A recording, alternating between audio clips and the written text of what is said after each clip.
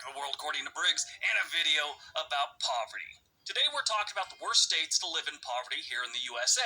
Poverty in this country has been bad for decades. The poverty rate for 2020 was around 12 to 15%, depending on what study you looked at. That means somewhere between 45 and 50 million Americans are living in poverty, some in severe poverty. These days, it's hard enough to get by if you're just middle class. But when you're living in poverty in this country, it's even worse. So today we're going to look at the states where those 45 to 50 million Americans have the hardest time getting by. If this video gets enough likes and views, we'll do the other side of the coin and look at the easiest places it is to get by while living in poverty. All right, let's take a look. Number 10, Maryland.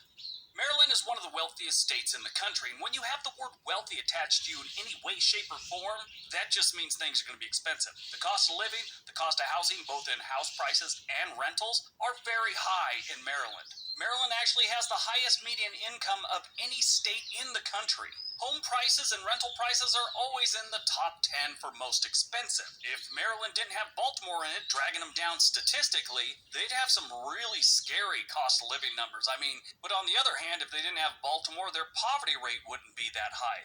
The entire state has about 9% of its residents living in poverty. The city of Baltimore has 22% of their population living in poverty right now. Maryland spends a lot of money on their poor and homeless residents, but they have so many living below the poverty line, their budget is stretched to the end every single year. That just means the funds they do have are spread very thin, meaning the people that are living in poverty and the people that are homeless don't get that much. Factor in the cold weather they get during the winter, Maryland is not a very appealing place if you're struggling.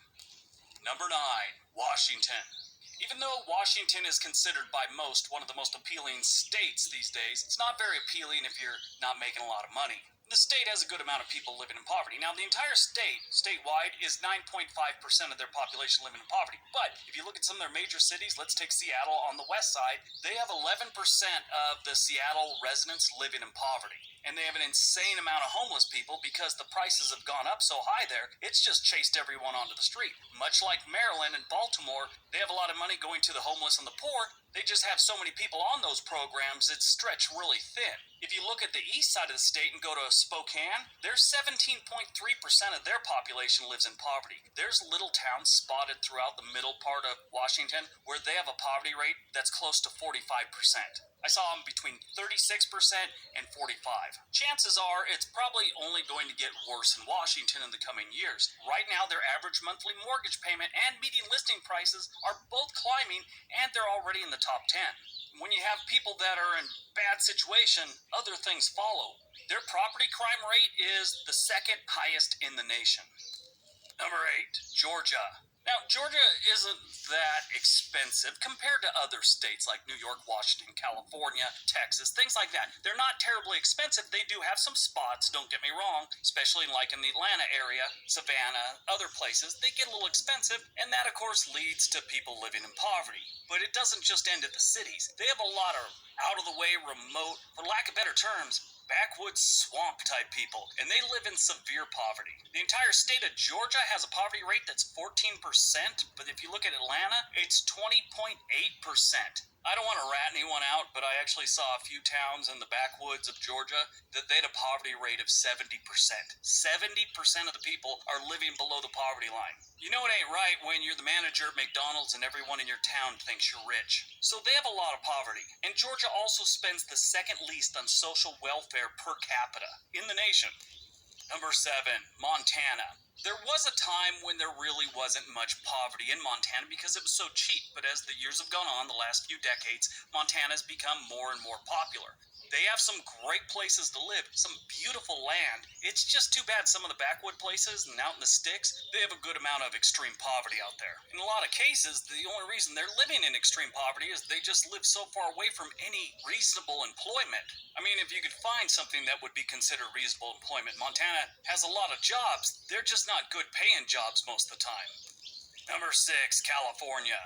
I've been doing these lists for like 6 years now, and I've been traveling this country for over 25 years. And I honestly think this is the first time I've ever seen California show up on a negative list or find anything wrong with it. Totally kidding. California sucks. If you want to know why California has so many people living in poverty and so much homeless, just look at the cost of everything. Even the areas away from the ocean are far too expensive for what you're getting. You know, you hear all kinds of things about all the homeless people and all that all over Los Angeles, San Francisco, Oakland, San Jose, San Diego. They all have severe, well, maybe not San Diego. San Diego's doing okay. They do have some homeless, just not in the same class that those other ones are. But what you don't hear about California is the amount of people living in vans and campers and tents out in the middle of the Mojave Desert. For the entire state of California, 11.5% of the population is living in poverty. You go up to San Francisco and it's 10.3%, and Los Angeles it's 18%.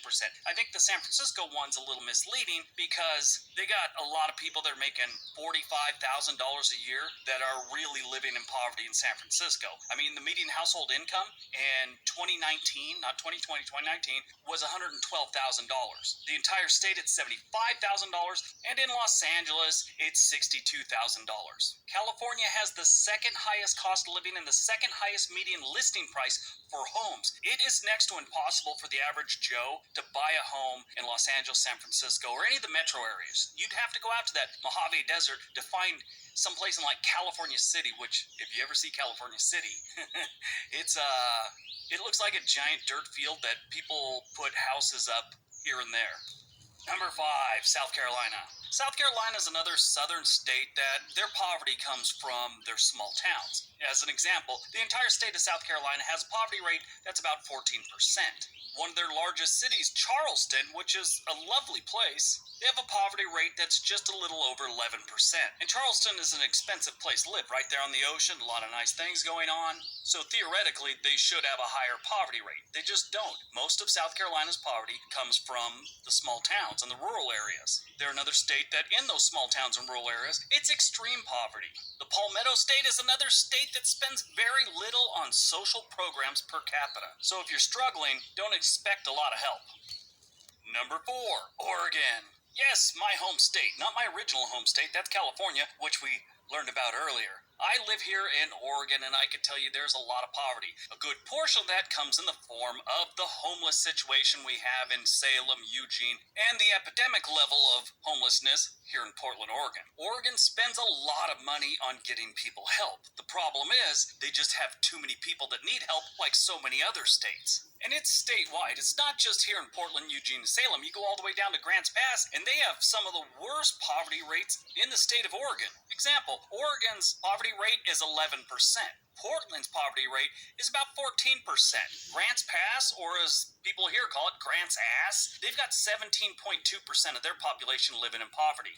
Not to be outdone, the city of Ashland, Oregon, down there by Grants Pass in the southern section of Oregon, they have a poverty rate that is almost 19% of their population. So why does it suck to live below the poverty line here in Oregon? Well, stretched to the limit social programs, there's not much help just because they're helping so many people, and the weather is not good if you're living outdoors, living in your car, or can't make your heating bill, things like that.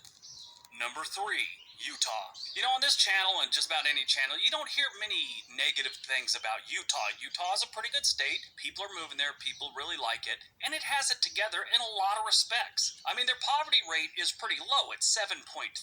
But how do they get on this list? It's their spending on public welfare per capita. It's the lowest in the nation unless you are over the age of 65. They have a lot of programs and they give a lot of help to older people that are on fixed incomes, which I get. I mean, everyone needs some help every now and then, and it is especially tragic when you're an older person and need some help because you don't have a lot of options. When you're younger, you got a lot of years and you're physically fit in most cases, and there's a good chance with a little bit of luck and some effort, you could get out of the hole you're in. But when you're older and your body's breaking down and you're getting closer to the final destination, yeah, you need a little help. And I get this one, I understand it. But if you're younger living in poverty in Utah, it is not a good place to be because you won't get much help. And like so many other states on this list, most of their poverty is out in their more rural areas, which is the middle of the freaking desert. Number 2, Colorado. Colorado doesn't have a crazy amount of people living in poverty, but the ones that do live in Colorado in poverty are going to have a rougher time in this state than most to get out of poverty. The cost of living is climbing, the cost of housing is climbing, rent is climbing, and jobs and income are kind of staying level. The poverty rate in Colorado is 9%, but if you look at Denver, it's 13%. Right now, Colorado is considered one of the worst states for millennials to buy a home. And I'm sure that's the same for Gen Zs or whoever else. Colorado's middle class outward migration has picked up steam in recent years. A lot of them are heading to Kansas, Iowa, places like that to, try and make their life a little bit better in a cheaper state. All right, before we get to number one, don't forget we have another channel called On This Day. There's a link down below. So go over there, click it, watch it, subscribe. Have a great day. All right, on to number one. And number one, Hawaii. That's right, the Aloha State is the absolute worst place to live if you are below the poverty line. Hawaii is the most expensive state to live in the country. It's got the highest cost of living, the highest median listing price for homes, and the highest monthly average for mortgage payments. If you don't make a lot of money, don't make plans to move to Hawaii. Like I've said before, the only things that aren't expensive in Hawaii are macadamia nuts, pineapple, and Spam. I think if they raised the price too much on Spam in Hawaii, they'd have violent riots. 9% of Hawaii's population lives in poverty. Hawaii has a serious homeless problem, and that's where a lot of their money for social programs go to, is the homeless situation. Now, if you're just living below the poverty line and you just need a little help pay your utilities and stuff like that, that's a little bit harder to come by. You'd almost